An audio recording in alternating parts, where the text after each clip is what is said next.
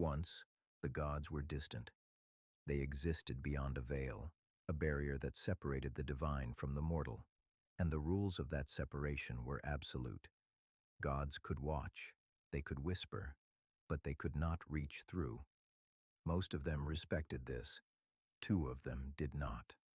The god of holy light and the god of the abyss had feuded since before memory, light against dark, order against entropy, each convinced the other was the great corruption of the universe. And after an eternity of conflict that resolved nothing, they made a decision. Each would choose a pregnant woman in the mortal world. Each would infuse their divine essence into an unborn child. Whichever child lived, the greater life would prove their God superior and end the argument forever. It seemed simple. Every act of divine arrogance does.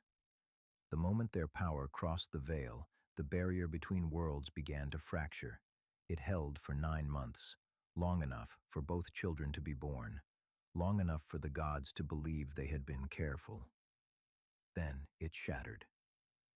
The event has a name, the soul burst. Soul energy, the force that connects all living things, the thread between body and consciousness, was released all at once into the mortal world.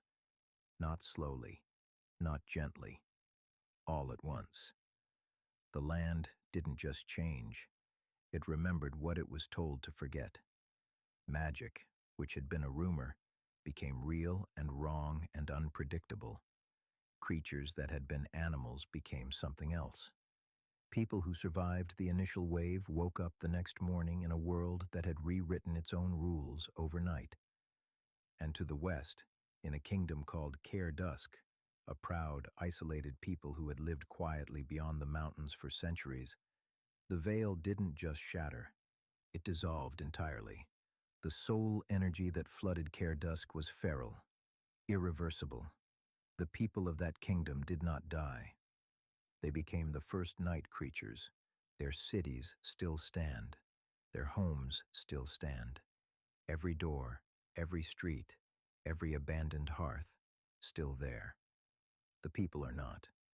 What walks those ruins now is what's left of them.